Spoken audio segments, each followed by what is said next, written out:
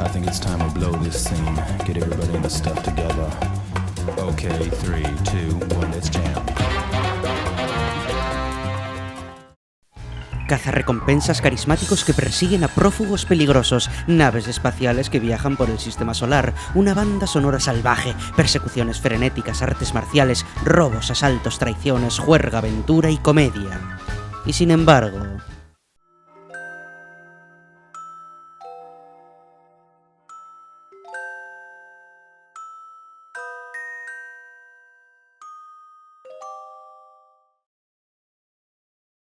Todos hemos sufrido alguna pérdida en mayor o menor medida, y no importa el dolor que nos haya supuesto la intensidad con la que la hayamos vivido, ya que, sin excepción, cuando hay una pérdida, detrás siempre queda una cicatriz.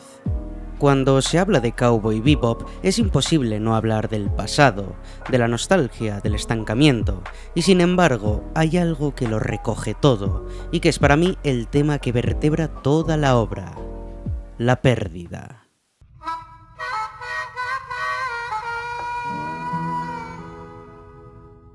Al igual que en El Señor de los Anillos, la pérdida está presente en cada molécula de esta serie, y de la misma manera que en la trilogía de Tolkien, la obra te va dejando las migas de pan suficientes por el camino para que puedas construir el melancólico puzzle que en un primer vistazo parece lleno de acción, batallas y aventuras. La serie comienza con un flashback, una tragedia sacada del cine noir, para dar paso a la mejor intro que se haya creado en la historia del anime, y que da la entradilla de este canal. Tras eso se nos presenta un mundo futurista y a un personaje envuelto en un halo de misterio y epicidad, pero de nuevo, nada es real, es todo fachada. Su compañero Jet enciende la luz y vemos cuál es la realidad. Son unos cazarrecompensas muertos de hambre en un mundo tan decadente como ellos. Esta presentación marca la tónica que llevará la serie durante toda su extensión, una decadencia oculta tras la acción de un universo rico en detalles, como en un truco de magia que se enmascara con luces y colores para no ver el secreto que esconde. La escena inicial, esa breve y fugaz revelación, que incluso parece ser un error, que pertenece a otro lugar, no a esta serie desenfadada de aventuras espaciales, es donde realmente se esconde el jugo, las vitaminas de esta obra. Aquí queda marcada la pérdida. Pese a que se presente como un misterio a resolver, esa escena enseña la valentía de un director ahora acomodado en el sillón de sus rentas o amordazado por la sombra que ha ejercido sobre él su propia creación, porque sí, Watanabe, al igual que los personajes, también ha sufrido la pérdida a causa de la historia que habla sobre la pérdida. Pero siguiendo con la historia, a la tripulación se termina uniendo un perro, una mujer y una niña, formando algo parecido a una familia que se completa con Spike y Jet. Una familia que solo aparenta serlo. La primera parte de la serie es fresca y despreocupada. Las historias no parecen tener mayor recorrido que las mismas aventuras que viven.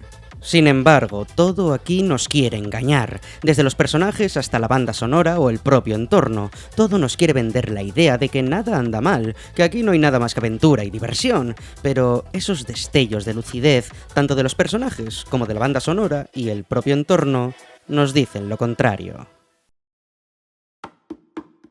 En esta obra se utiliza la aventura y el tono desenfadado como representación de la farsa que han construido los personajes para olvidar su pasado, como en un pasatiempo que ahoga momentáneamente la realidad, pues todos los personajes de la serie huyen de esa realidad decadente que se nos muestra. Y qué manera de representarlo, con esas persecuciones llenas de música y acción. De alguna forma, esa huida de la realidad es exactamente lo que vivimos como público, pues nos saca de esa historia trágica que subyace en la obra para entretenernos, porque la tragedia es dura y cansa mucho. Pero después de esos ritmos de jazz alocados, de esas piruetas visuales y musicales, llega la calma y con ella la implacable realidad.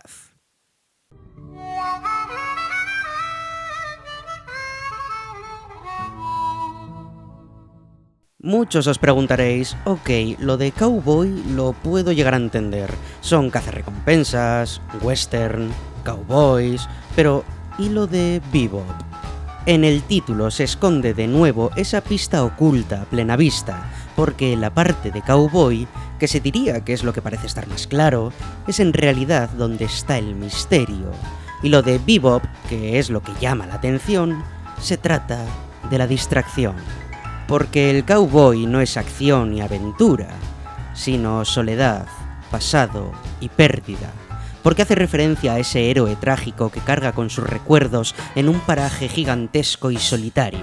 Mientras que bebop no es otra cosa que un estilo de jazz, el cual ampliaba las posibilidades creativas del género musical más allá del estilo popular, orientándolo sobre todo al baile. Vamos, que el bebop es, de nuevo, lo que oculta la tragedia del cowboy. Esto me lleva inevitablemente a la nave, la cual se llama Bebop, y no es casualidad, pues es su hogar, no solo literalmente hablando, sino metafóricamente. La nave representa, al igual que en el título, esa huida de la realidad, del pasado, y por tanto, de la pérdida.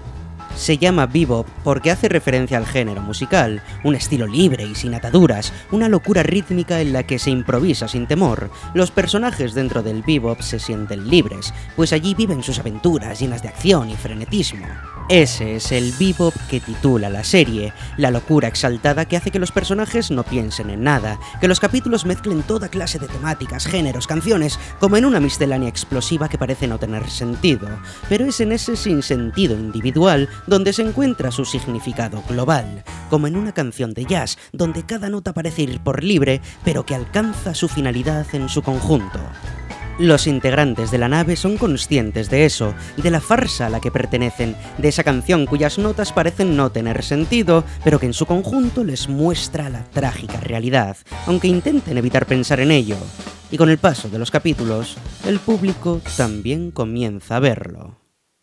El universo visual que genera la serie no se libra de esta mascarada. El fondo de las ciudades refleja igualmente esta pérdida. La pérdida tan fusilada por todas las obras cyberpunk, con la tecnología como ideal de salvación que deriva en una decadencia hipertrofiada, con titánicas estructuras que se alzan ante la apática sociedad, como unos gigantes que enmascaran lo que se hace evidente cuando se hace zoom, y es la pérdida de la esperanza en la ciencia y en el avance, la pérdida de sentido a la hora de correr hacia el progreso, porque ese desarrollo ya se siente como una cáscara vacía, solo es purpurina que cubre el deterioro de la sociedad.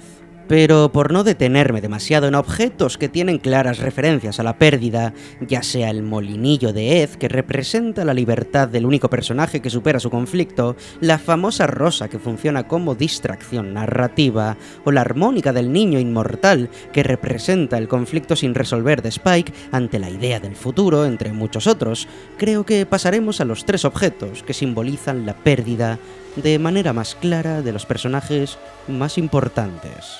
El primero sería el brazo de Jet. Mucha gente cree que el gran objeto que representa la historia o el cierre de la historia de Jet es el reloj detenido del que termina desprendiéndose al final del capítulo 10, titulado Elegía de Ganímedes.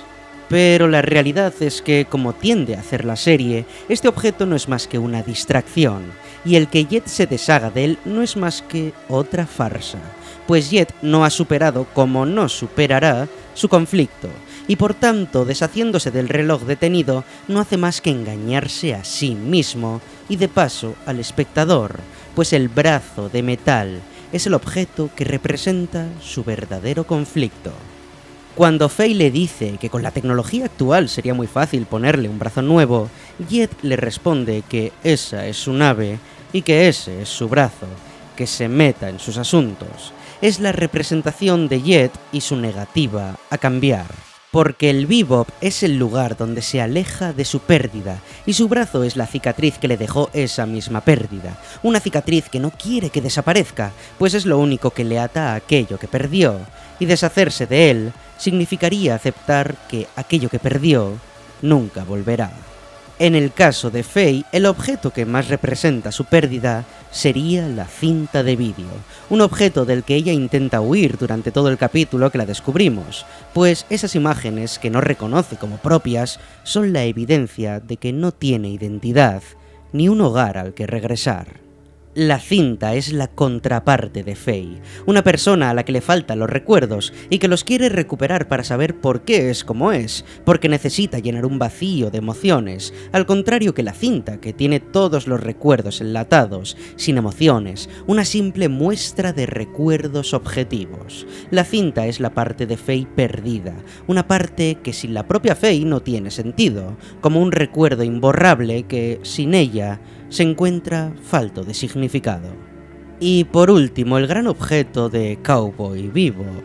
Cualquiera diría que el objeto de Spike sería la rosa, y en parte así es, al menos es el más reconocible, pero de nuevo, como con Jet y su reloj, la serie esconde a plena vista el verdadero objeto que representa a Spike. Porque al comienzo de la serie, cuando se nos muestra esa rosa por primera vez, hay algo que pasa desapercibido, pero que tiene mayor importancia, y que es literalmente con lo que empieza Cowboy Bebop, y es el cigarro. Hay que entender el cigarro de Spike como lo que es, una contradicción en sí misma, pues representa ese elemento disruptivo, esa libertad, ese acto que relaja, pero a su vez esa relajación viene dada por la huida de la realidad, porque el cigarro te puede quitar el estrés, está claro, y sin embargo no hace que desaparezca lo que te lo ha provocado, simplemente es una pantalla de humo literal que enmascara el problema. Igualmente, el cigarro simboliza la adicción autodestructiva de Spike, pues el personaje fuma, pero fuma muchísimo, evidenciando esa intoxicación con la que carga y de la que no puede liberarse, una carga que, tarde o temprano, terminará siendo su perdición.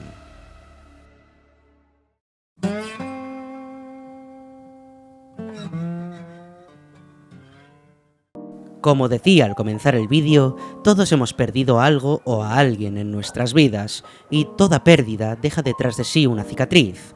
Pero la cuestión es cuánto tiempo necesitamos para cerrar la herida, y para que la cicatriz pertenezca al pasado y no al futuro. En la serie todos los personajes se enfrentan a una pérdida que les ha marcado de forma profunda. Sin embargo, cada uno de ellos representa la pérdida de maneras diferentes. En primer lugar tenemos a Faye. La suya es la pérdida de los recuerdos, la pérdida que se enfoca en el pasado. Faye despierta en un mundo ajeno y hostil tras ser descriogenizada, sola y abandonada. Hay dos grandes elementos que mueven la trama de Faye y que derivan de la pérdida de sus recuerdos. Por un lado tenemos la identidad, que se desdibuja. Sin embargo, y al igual que comentaba en mi vídeo analizando el viaje de Chihiro, que podéis encontrar por aquí y que se encuentra entre mis preferidos del canal, la identidad de una persona no se halla en el exterior, sino en el interior. No son solo los recuerdos lo que te hacen ser como eres, no es el pasado lo que te define, sino el presente. Son las acciones que llevas a cabo, no las que has llevado a cabo. Esta idea queda, como es costumbre en la serie, difuminada ante la insistencia de Faye por encontrarse a sí misma a través de sus recuerdos perdidos. Pero esto no es más que la máscara, porque la realidad es que Faye es como es durante la serie, mientras no tenía ningún recuerdo. Esa es Faye, y esa es quien será tanto si lo recupera como si no.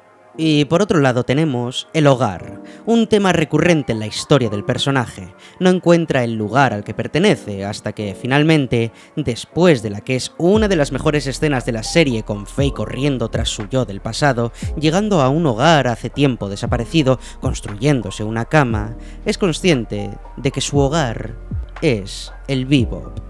Esta revelación, y en parte uno de los motivos por los que esta serie es tan maravillosa, se hace especialmente dura, pues el Bebop es un hogar basado en la farsa, un lugar donde se va para olvidar, para alejarse de la realidad, y la historia de Faye, trágica como la de los demás, termina con ella siendo consciente de que pertenece a esa mascarada, a ese teatrillo que se aleja de la realidad, pues ese teatrillo es ahora la única vida que le queda. En segundo lugar tenemos a Jet, el compañero de Spike. La suya es la pérdida de la protección, la pérdida que se enfoca en el presente.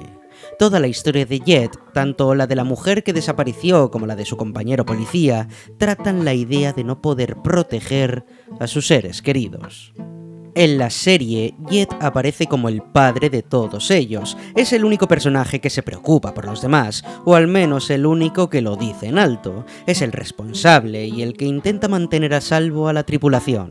No por nada Jet está con Spike, alguien claramente desvalido, que requiere de un hogar, pero que tiene que fingir no necesitarlo. Cuando vemos que Jet lanza el reloj de su mujer sonriendo, parece haber superado su conflicto. Pero como he dicho antes, es solo un autoengaño. La mujer que antaño se desvivió por proteger le dice que ella le quería, pero que tenía que sentirse libre, que bajo su sobreprotección no podía probarse a sí misma que era capaz de sobrevivir. Y vemos que ahora es ella la que protege a su nueva pareja. Jet suelta el reloj, pero no porque ya no necesite proteger a la mujer, sino porque ahora tiene a otras personas que proteger, pero lo que no ha superado todavía, representado en su brazo, es la necesidad de proteger a alguien, en este caso, a la tripulación del Bebop. Cuando Jet, en su última conversación con Spike, le pregunta por la mujer de Spike, y este le responde que no se puede hacer nada por una mujer muerta, Jet es consciente de que no puede proteger a Spike, pues él ya está muerto, y en efecto no se puede hacer nada por alguien que ya está muerto. Al igual que con Faye, el final trágico de Jet, con ese relato de Spike y el gato que murió 1000 veces hasta que encontró una gata de la que se enamoró y tras su muerte lloró 1000 veces para morir y no volver a revivir, y que ambos se rían porque es la única manera que tienen de decirse adiós, es tremendamente duro para el espectador. Porque todos esperamos que Jet vaya al encuentro de Spike, que le salve, ya que es quien vela por él, pero la serie no hace concesiones. Y al igual que le pasó con su mujer, Jet deja a Spike, pues ya está muerto, para poder quedarse con Faye, quien necesita un hogar y ser protegida. Dejando claro que Jet no solo no ha superado su necesidad por proteger a alguien, sino que se aferrará con más fuerza que nunca a esa necesidad.